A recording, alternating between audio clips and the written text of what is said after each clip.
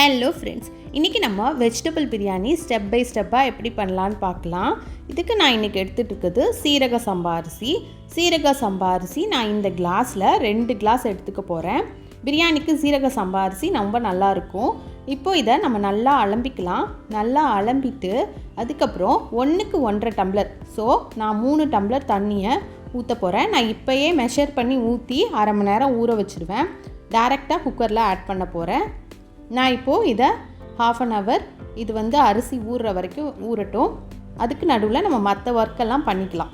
இப்போது நம்ம மசாலா அரைக்கிறதுக்கு ஒரு பட்டை, 3 லவங்கம், 3 ஏலக்காய், அரை டேபிள் ஸ்பூன் சீரகம், சோம்பு, மல்லி, கொஞ்சோண்டு மிளகு, கல்பாசிப்பூ, பிரிஞ்சி இலை இதெல்லாம் நம்ம அரைக்கிறதுக்கு எடுத்து வச்சுக்கலாம். இது எல்லாத்தையும் நான் அரைச்சிட போகிறேன்.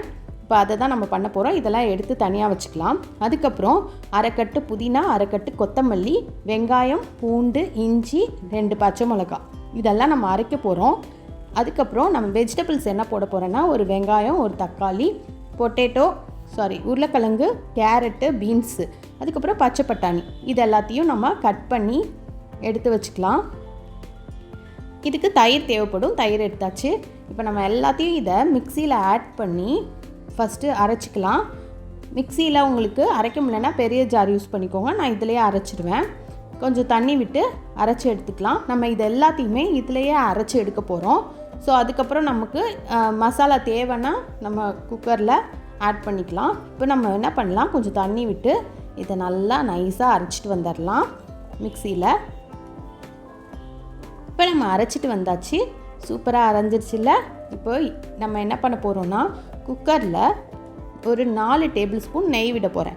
நீங்கள் 3 டேபிள் ஸ்பூன் நெய் விட்டுட்டு 1 டேபிள் ஸ்பூன் எண்ணெயும் விட்டுக்கலாம். எப்படி வேணாலும் பண்ணிக்கலாம். இப்போ நான் இதில் மசாலா எதுவும் ஆட் பண்ண போகிறதில்ல.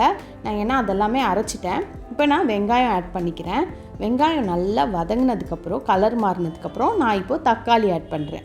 நீங்கள் அரைச்ச விழுதை போட்டுட்டும் தக்காளி போட்டுக்கலாம். தக்காளி போட்டுட்டும் அரைச்ச விழுதை போட்டுக்கலாம். நான் இதுக்கப்புறம் அரைச்சி எடுத்த இஞ்சி, பூண்டு, வெங்காயம், புதினா, அது மசாலா அது எல்லாத்தையும் போட்டால் அரைச்சி எடுத்தது எல்லாத்தையும் நம்ம இப்போ போட போகிறோம். போட்டுட்டு நல்லா மிக்ஸ் பண்ணிக்கலாம். இப்போது இதை நம்ம நல்லா மிக்ஸ் பண்ணதுக்கப்புறம் பார்த்திங்கன்னா, இதில் ஒரு 5 நிமிஷம் கழித்து எண்ணெய் பிரிஞ்சு வரும். சிம்மில் வச்சுக்கோங்க. ஹையில் வச்சுட்டிங்கன்னா அடி பிடிச்சிக்கும். சிம்மில் வச்சிங்கன்னா இங்கே பாருங்கள், நல்லா இந்த நெய்யெல்லாம் பிரிஞ்சு வரும். நல்ல நெய் பிரிஞ்சு வந்ததுக்கப்புறம் இந்த பச்சை வாசனையெல்லாம் போயிடும். அதுக்கப்புறம் இப்போ பார்த்திங்கன்னா 2 டேபிள் ஸ்பூன் நம்ம இப்போது தயிர் விட போகிறோம். தயிர் ரொம்ப புளிச்சா ஒரே 1 டேபிள் ஸ்பூன் விடுங்க. இப்போ நல்லா இது வதங்கட்டும். இது வதங்கினதுக்கப்புறம் வெஜிடபிள்ஸ் ஆட் பண்ணலாம். இப்போ நம்ம கட் பண்ணி வச்சிட்ருக்க பீன்ஸ், கேரட், உருளைக்கிழங்கு எல்லாத்தையும் சேர்த்துக்கலாம். இப்போ இது எல்லாத்தையும் நல்லா வதக்கிக்கலாம். இப்போ பச்சை பட்டாணியும் சேர்த்துக்கலாம். பச்சை பட்டாணியும் சேர்த்துட்டு நல்லா வதக்கிக்கலாம். இது ஒரு 2 நிமிஷம் வதங்கட்டும். அதுக்கப்புறம் நம்ம அரிசி சேர்க்க ஆரம்பிச்சிடலாம். ஸோ இது 2 நிமிஷம் ஆயிடுச்சு. இப்போ நான் ஏற்கனவே மெஷர் பண்ணி வச்சிட்ருக்கிறதுனால நான் அப்படியே போட்டேன். இல்லைனா நீங்கள் தண்ணியை நல்லா வடிச்சிட்டு 3 டம்ளர் தண்ணி விட்டுக்கோங்க. நல்லா மிக்ஸ் பண்ணிக்கலாம். இப்போது 1 டீஸ்பூன் மிளகாத்தூள் காரத்துக்கு ஏற்ற மாதிரி போட்டுக்கோங்க. ஒரு அரை டீஸ்பூன் கரம் மசாலா ஏற்கனவே நம்ம அரைச்சிட்டோம். ஸோ இதுவே போதும். தேவையான அளவு உப்பு போடணும். இதை நம்ம கலந்துட்டு உப்பு போட்டுக்கலாம். இப்போ உப்பு ஆட் பண்ணிக்கலாம். உங்களுக்கு தேவையான அளவு மிளகாத்தூளை கூட குறைச்சி போட்டுக்கோங்க. கரம் மசாலா ஏற்கனவே நம்ம போட்டதுனால கம்மியாக போட்டால் போதும். உப்பு தேவையான அளவு போட்டு நம்ம இப்போது இந்த மாதிரி ஒரு பபிள்ஸ் வந்ததுக்கப்புறம் குக்கரை க்ளோஸ் பண்ண போகிறோம்.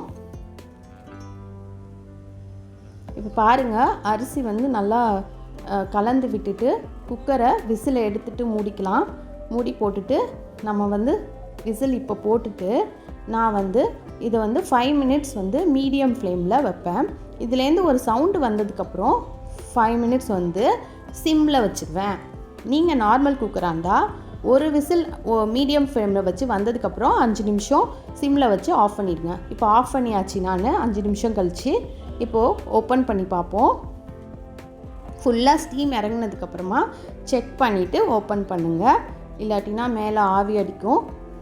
ஸோ இப்போது ஓப்பன் பண்ணியாச்சு. இப்போது இந்த வெஜிடபிள் பிரியாணி ரெடி ஆகிடுச்சு. இதை நம்ம லைட்டாக கிளறி விட்டுக்கலாம்.